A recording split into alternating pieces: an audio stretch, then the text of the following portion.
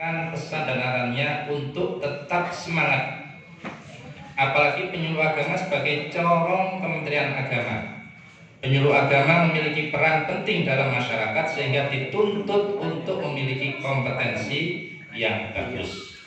Nah, karenanya termasuk yang menjadi latar belakang adanya PAI World ini agar panjang semuanya itu ke depan semakin punya kompetensi yang lebih lagi. Kemudian yang kedua, ya, pesan beliau, arah beliau, apalagi saat ini adalah era digitalisasi. Penyuluh harus mampu mengikuti semua perkembangan teknologi, harus melek teknologi. Kenapa begitu? Karena kita tidak jauh lepas dari teknologi tersebut. Kita mau cari makan minum, kita harus buka HP, ya, betul nggak itu? Kita mau cari tambahan ilmu ya. Kita cari web-web yang sesuai dengan apa? Kebutuhan kita, narasumber yang kepingin dicari, pokoknya sak nemu nih. Lalu pesan kalau memang cari ilmu di internet, tolong jangan angger pokoknya dicukup. Tapi siapa latar belakangnya, backgroundnya juga. Ngapunten banyak penyuluh kita, teman-teman kita yang ngapunten dalam bahasa beliau itu masuk angin karena salah dalam memilih ilmu yang diambil dan salah memilih guru yang diambil di YouTube tersebut. Selain dari itu cari ilmu, cari makan, minum, cari segala kebutuhan rumah tangga, mau cari pasangan hidup pun juga informasinya ada aplikasinya, betul tidak? Saya tidak ingin tertarik sekali untuk mencari karena sudah punya pasangan. Jadi termasuk karenanya beliau berpesan, jadilah para penyuluh yang pandai bikin konten, entah itu di sosmed, di TikTok, di IG, di YouTube, monggo video-video pendek itu. Tapi aja video sing joget-joget nyanyi ya, tapi konten-konten dakwah ya, yang berkualitas. Nah, karenanya nanti Bapak Dr. Andreas akan menyampaikan tip-tip atau ilmu bagaimana cara membuat konten semacam itu. Beliau punya keahlian di bidang seni, sarjana seni, magister seni. Beliau punya ahli seni. Ya. Itu pesan yang beliau sampaikan. Termasuk juga beliau menyampaikan dan mengambil apa yang tadi telah kita nyanyikan bersama-sama dalam Mars tersebut, ya, di mana Gus Menteri itu telah juga mengajak pada kita agar semua penyuluh agama Islam bersatu dalam berdakwah. Bahasa beliau itu kita laksanakan seperti gerbong kereta api. Nek wis kepala lokomotifnya itu maju, dia harus maju. Belok ke kanan, ya harus belok ke kanan. Belok ke kiri juga kita harus mengikuti belok ke kiri. Jadi kita kompak bersatu dalam berdakwah. Termasuk hal yang terbaru terhangat. Jangan sampai ada penyuluh yang sampai silik hinji memberi informasi pada masyarakat. Ono sini penyuluh A, penyuluh B, penyuluh C lah, mau berbeda dalam memberikan dakwahnya. Contohnya apa? Yang baru kemarin 2 hari ada Rukyatul Hilal, di mana di sana kemudian Kementerian Agama yang kemarin diwakili Bapak Wakil Menteri Agama Bapak Jen Taufik menyampaikan pemerintah memutuskan isbat sidang rukyatnya bahwasanya awal Dzulhijjah adalah tanggal 20 Juni. Berarti sekarang baru awal Dzulhijjah. Itu artinya berarti Idul Adha-nya adalah tanggal 29 Juni.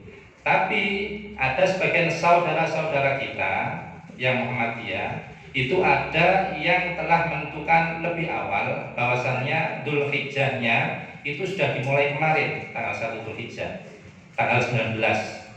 Artinya juga Idul Adha-nya juga berbeda, yakni tanggal 28. Lah ketika ada di tengah masyarakat panjenengan kok ada yang tanya, "Lah yo apa sih mosok ya ono ya di pemerintah juga iso madakno ae. Riyo kok cik bareng-bareng gak iso bareng-bareng. Idul Fitri wingi wis dhewe-dhewe.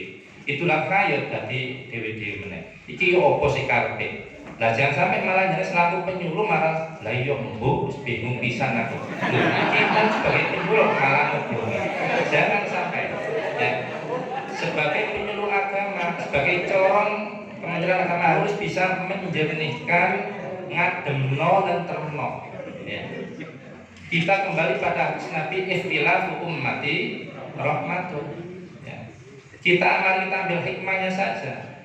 Apa itu hikmah bisa diambil? Dengan hari raya yang berbeda, alhamdulillah libur kita juga bertambah. Ya, asalnya di kalender 29 tanggal merah, ditambah lagi 28. Itu kalau jadi ya.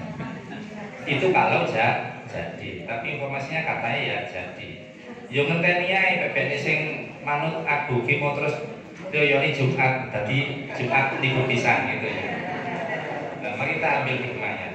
Memang itu semuanya kita ambil hikmahnya ikhtilafu ummati rahmatun ya. Itu jangan sampai penyuluh agama malah terus membuat masyarakat bingung ya.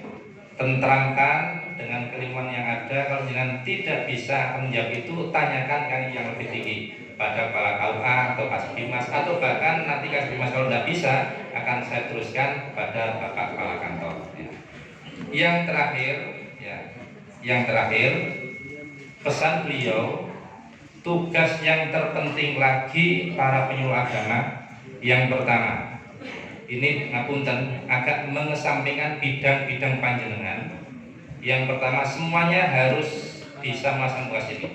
Mari kita bersama-sama deteksi dini ya, atas jika ada paham-paham yang menyimpang, kemudian paham radikalisme ataupun terorisme ya. Itu kita harus bisa mendeteksi dini. Jangan sampai Gus Menteri kita tahu lebih awal, sementara kita yang di daerah tidak tahu menahu. Jangan sampai semacam itu ya. Jadi semua penyuluh agama baik yang PNS atau yang non PNS mohon untuk bisa deteksi dini terkait apa yang tadi saya sampaikan. Dan yang kedua, yang penting lagi, mari kita selalu menguatkan moderasi beragama kita kepada para jamaah di Majelis Taklim dan juga kepada masyarakat lingkungan sekitar kita. Itu mungkin yang bisa saya sampaikan, pesan dari beliau, arahan beliau. Semoga jadi ilmu yang bermanfaat, dan mohon agar semuanya nanti para peserta baik yang telah menyampaikan laporannya, syarat-syaratnya ataupun yang belum menyampaikan untuk tetap berada di tempat agar keilmuan, agar cara-cara mengikuti PAIWAT ini bisa panjang serap dan pada tahun berikutnya bisa maksimal yang mengikuti PAIWAT ini. Demikian yang bisa saya sampaikan. Lebihnya mohon maaf. Akhiran ihdinas siratal mustaqim. Wassalamualaikum warahmatullahi wabarakatuh.